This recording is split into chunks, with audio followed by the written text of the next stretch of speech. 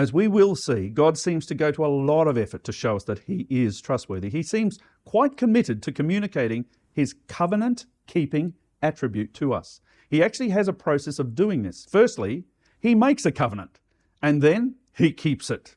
And then he makes another covenant, and he keeps it. It's a process. So what is God doing by using this process? He's building trust, brick by brick, course by course.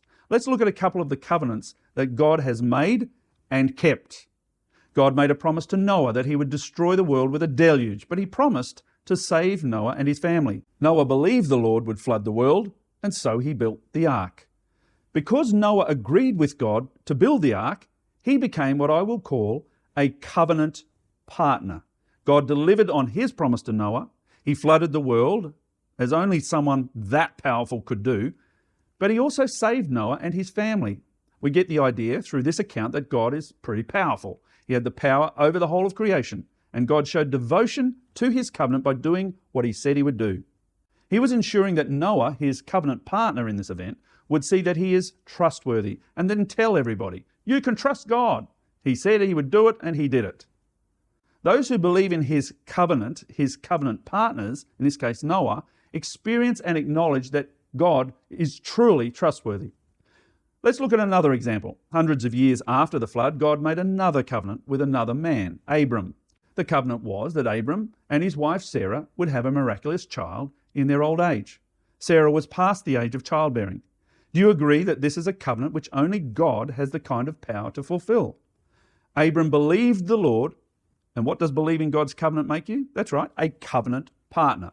By believing God to do this miracle, Abram became a covenant partner with God. And then God delivered on his covenant promise. Abram and Sarah did indeed have a son in their old age, Isaac. What did this prove? It proved that God kept his covenant. In keeping a second major covenant, one with a man named Noah and one with a man named Abram, we begin to see a small pattern emerging. God is actually unfolding in our minds as someone who is committed to keeping his promises. It even seems as if he is intent on being known as a covenant keeper. By learning more about God from the Bible, we're beginning to learn more about his qualities, what he is like. I enjoy reading biographies about people that I admire. As I read about them, I begin to learn things about them that I didn't know before. I can't speak for you, but I am personally delighted to discover things about God in the Bible. After all, it's the book that is all about him. I soon discovered by reading the Bible that the God of the Bible is not a capricious liar. He doesn't promise a thing and then break his promise, like the dad who says, son, I'll be there at your special award night or your performance, and doesn't show up because of work. But rather, as I read the Bible, I find that God is unfolding as someone who, despite his great power, is being ultra careful to be known for who he is, a promise keeper. He keeps his word. God is showing us his own personal devotion to his own covenants. God made yet another covenant with Abraham and his descendants through his son Isaac and grandson Jacob. They would become a great nation that would eventually inherit the promised land of Canaan. God was very specific regarding the place of this promise. It was to be the land of Canaan. Why Canaan? Because it was believed to have been the place where the creation of Adam and Eve had taken place and where the Garden of Eden was originally located. The tradition says that Adam was exiled and left Eden, and he settled on Mount Moriah, as the gates of the Garden of Eden are next to Mount Moriah. This tradition believes that the Lord will correct the problem of the original sin at the very place where the problem happened, and Mount Moriah is where the Temple Mount in Jerusalem is located today. And God was very specific to Abram about the time frame for when his descendants would own this land of Canaan. He even foretold that Abram's descendants would experience a time of national persecution from a foreign nation before they would inherit the land of Canaan. Abraham believed God in his covenant. What did this make Abram? A covenant partner.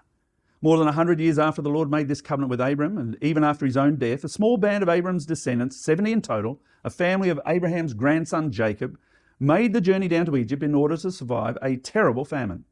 They remained in Egypt for hundreds of years, some of which were in slavery, but eventually they left Egypt as a nation, now numbering in the millions, to cross the Sinai desert to inherit the promised land of Canaan, just as God had promised to Abraham. Once again, we're exposed to God showing his covenant devotion to who? His covenant partners. By the time of the fulfillment of this covenant, Abraham and his son Isaac and his grandson Jacob were long dead, but they had all believed in God's promise to Abraham that he would bring them into the promised land of Canaan to take possession of it. They were all his covenant partners. God was proving his trustworthiness to all of them even though they were dead. This shows that God plays a very long game. And despite what the immediate circumstances might reveal, he seems totally devoted and committed to seeing his covenants fulfilled. Are you ready to deepen your relationship with him and live a life firmly rooted in his love and teachings?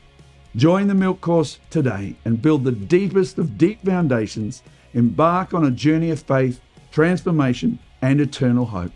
Looking forward to seeing you in Milk.